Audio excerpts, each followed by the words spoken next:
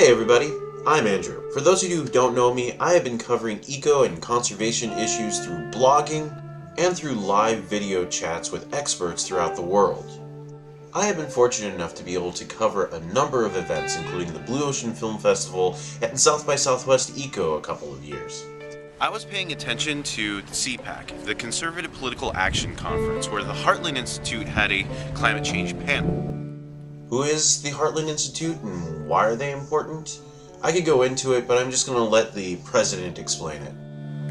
The Heartland Institute has been doing a lot of work on climate change over the last 7 years. The Economist called us the world's most prominent think tank supporting skepticism about man-made climate change. The New York Times calls us the primary American organization pushing climate change skepticism. That the best available science shows, first, that there's been no warming for the last 17 years. Secondly, that the impact of man-made carbon dioxide on climate is known to be small, in fact much smaller than natural variability and could even be zero. Third, that future warming will be small and probably uneventful. And finally, that on balance, the benefits of warming and higher carbon dioxide concentrations exceed the cost. Pretty much any type of study that's been done where there's some sort of question whether or not we have impact on our climate and the surrounding world around us, you can tie it back to them. As a result of paying close attention to what they were saying and conversing with the Heartland Institute over Twitter, I somehow managed to get invited to cover their upcoming climate conference as a member of the press. So I already have press passes to this event where I'm going to be able to be face-to-face to the leading climate skeptics in the world. If you do a little digging, you can find out some very interesting information about climate change and climate denial. The most comprehensive poll of the scientific community to date has shown that 97% of the community believes in climate change and that humans have some hand in it.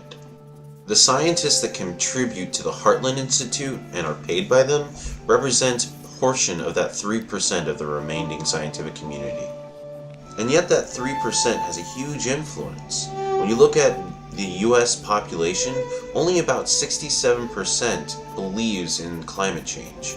When you look at who represents us, specifically in very key Senate committees, say the Senate Environment and Public Works Committee, a whopping 44% of our representatives believe that climate change doesn't exist. My purpose in going to and covering the Heartland Institute's Climate Skeptic Conference is to answer the simple question, who are the 3%? Who are these climate skeptic scientists that have such sway over public opinion and our government? This is why I need your help.